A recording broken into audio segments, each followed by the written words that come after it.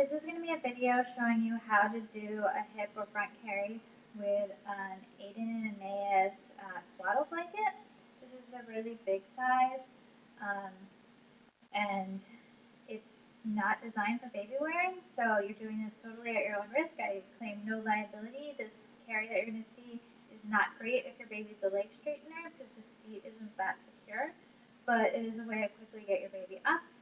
And I would always keep my hand on their bum while using this carry as well. But again, I'm sure that the makers of the blanket didn't intend you to do this with a blanket. It has a little bit of give, a little stretch in it, and it's not the most secure carry. So please consider that when you're doing it. So again, this is with the big swaddle blanket, but it's not big enough to go around you this way.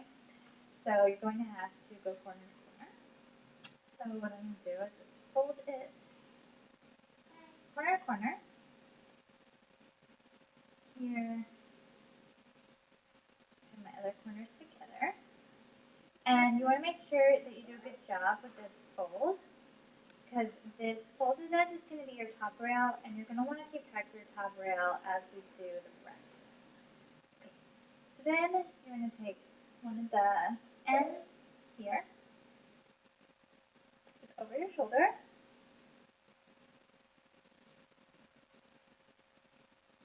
so that the folded bit is the top rail. And just put it backwards.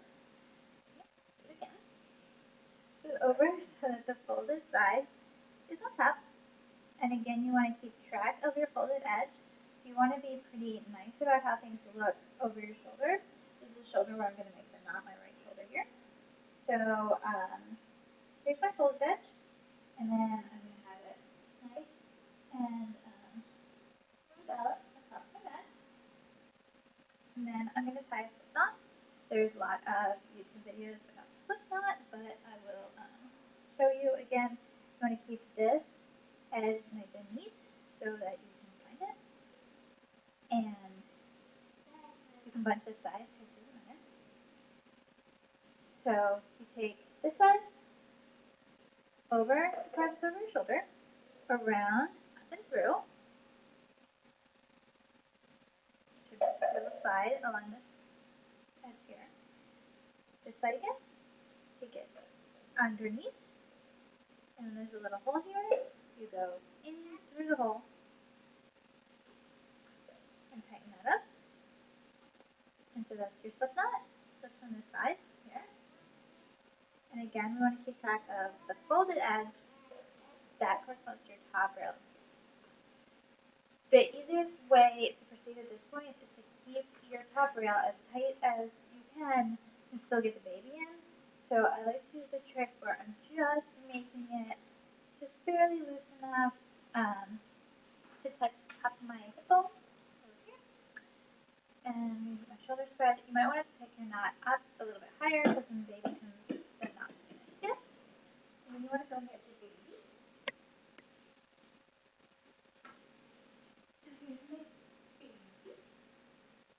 Here's the baby. She's one, but she's pretty petite. So you're going to just act like this is a ring sling or a regular Rebozo Carry. Take your little feet, put it through. You want to get the baby where you want the baby to be.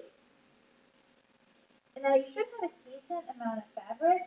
You should be kind of near where that point was. You want to tuck all of this fabric really well up in there to make the seat. And this is going to be your seat. I want to tuck your shirt. This is going to be the seat. This is going to be what holds her in there. You don't have much control over tightening this. So really pull it up. You know, this goes up. But it goes up to where the little applique is on her one's there. And you know, you can want to spread it as close to evenly as you can there. But what you notice now is that the top rail is going to be really loose. So you have to tighten the top rail, and this is the part that's pretty tricky with this because you can't just pull the knot, it won't really move. So you can try pulling on the slip knot. You get some of it tightened, and you want to do as much of that as you can. But then, to continue with the tightening, find the slack, pull the slack around, be able to grab it around your back. It'll be a tough rail. And you want to pull it to the front here. Now you can see the slack here. And what you want to do is pull the slack through your slip knot and keeping track of that tight edge. So you want to pull mostly on that folded side to get the slack. And I still have more slack. So what I'm going to do is I'm going to lift her up to take some of the weight off of the wrap. I'm going to find my tight edge here. I'm going to use it up while I'm holding her up. Use it up and bounce. And you see every time I do that, it does get a little tighter, but there's still a little slack in here. Watching the cat. She's not making this easy. But even at this point, she's pretty secure. I can let go. If she were to lean, there's a little bit too much slack in here for that. Also, if she straightens her legs, she could pop that seat. If I want to keep getting the slack out, again, I feed it to the back, pull it around from the back, get it up here, pick her up, find my edge here, and then take up the nut. Take up the nut. And now I've got most of that slack out, so she's pretty good in there. The knot's not in the most comfortable place. I can move the knot. There she is, watching the cats over there. Now she's pretty good. She's pretty tight in there. Feels pretty secure. Again, not holding on, but this is the kind of wrap, because this isn't a real wrap for this. I would definitely keep my arm around her, for blocking. But she's good. She's kissable. We're up nice and high. This again is a little uncomfortable. Let's spread it out. A little bit. You just want to watch that you don't loosen the knot. Got a nice seat.